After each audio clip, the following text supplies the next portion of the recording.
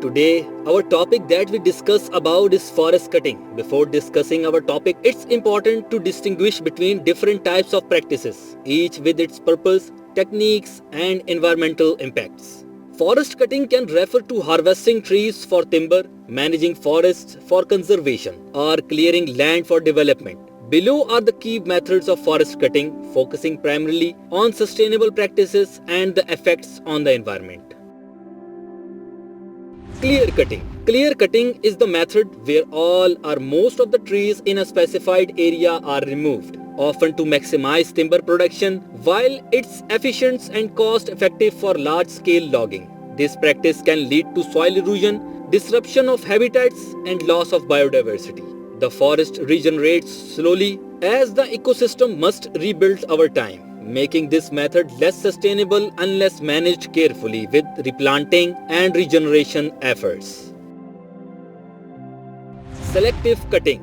Selective cutting involves harvesting only certain trees, usually mature or defective ones, while leaving the rest of the forest intact. This method helps maintain the forest biodiversity and structure as it causes minimal disruption to the surroundings ecosystem. It encourages natural regeneration and allows younger trees to grow, making it a more sustainable practice than clear cutting, but often more labor intensive and costly. Thinning. Thinning is used to reduce tree density in young or overcrowded forests. By removing some of the trees, it allows the remaining trees more space to grow and access resources like sunlight, water, and nutrients. This method improves the overall health and quality of the forest, promotes biodiversity, and increases timber value. It's a sustainable practice that helps prevent competition among trees, leading to better forest growth over time.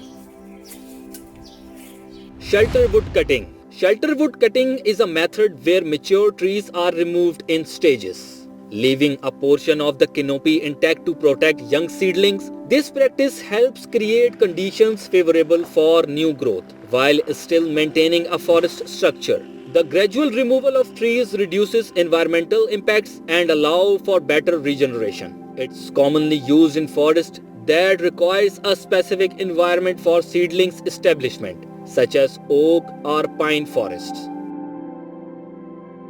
Coppicing and pollarding. Coppicing and pollarding are traditional methods of cutting that involves periodically cutting trees back to their base or higher stems to encourage multiple new shoots. Coppicing is typically done at ground level, while pollarding occurs higher up above the reach of livestock. These practices provide a sustainable source of wood for fuel, fencing, or craft, while also ensuring that the tree continues to regenerate over time, maintaining both forest health and resource supply. Agroforestry and silvopasture.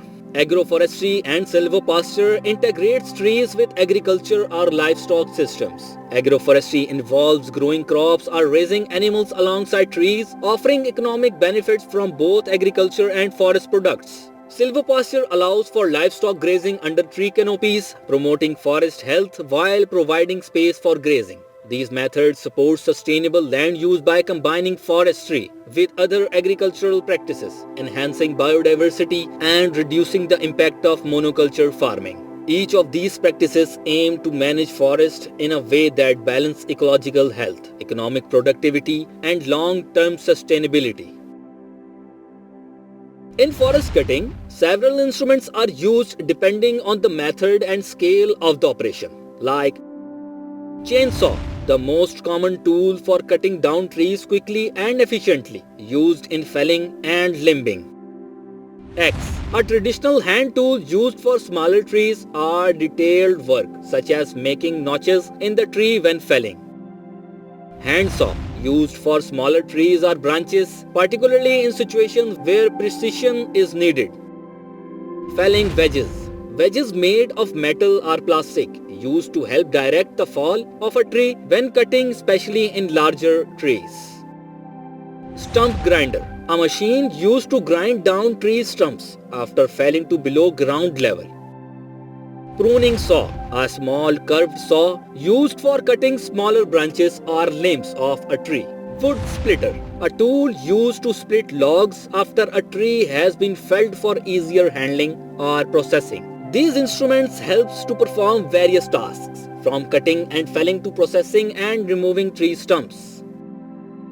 The conclusion of forest cutting or deforestation underscores its significant environmental, social and economic impacts. While forest cutting may provide short-term benefits such as economic growth through timber and land for agriculture, the long-term consequences are far-reaching. Deforestation leads to the loss of biodiversity, disruption of ecosystem, and contributes to climate change by increasing carbon emissions. It also affects local communities who depend on forest for resources and livelihoods. Sustainable forest management practices are critical to balancing the need for economic development with the preservation of our natural environment. Solutions such as reforestation, responsible logging, and the promotion of alternative livelihoods are essential to mitigate the negative effects of forest cutting and ensure the health of our planet for the future generations.